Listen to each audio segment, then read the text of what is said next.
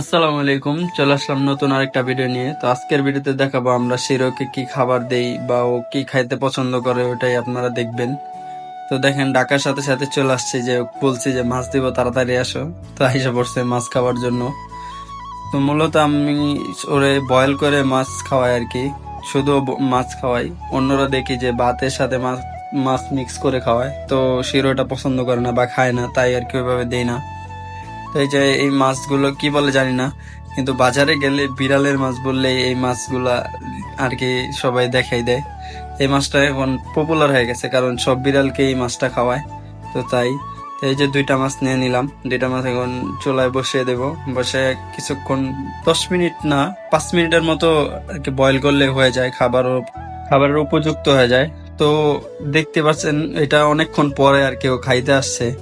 ওর সিদ্ধ করছি বিকালে আর ও সন্ধ্যাবেলা আসছে আর কি। তো ওর আরেকটা জিনিস কি, ওরে মজা না বুঝাই দিলে আর কি ও খাইতে চায় না। তো দেখেন, একটু মজা বুঝাই দেওয়ার পর কিভাবে খাওয়া শুরু করে। এই যে একটু মুখে দিয়ে দিলাম, মুখে দেওয়ার পর এখন দেখবেন হাপুস খুপুস করে শুরু করে দিব। এই যে খাওয়া শুরু করছে। তো সবাই দোয়া করবেন ও যেন সুস্থ থাকে, আর ওরকম খাওয়া দাওয়া যেন ঠিক থাকে। মাঝে মধ্যে আর কি একটু সমস্যা হয়, ওর পেটে সমস্যা হলেও খাওয়া দাওয়া বন্ধ করে দেয়। তো সবাই দোয়া করবেন ওর জন্য। আজকের মতো বিদায়, আল্লাহ হাফেজ।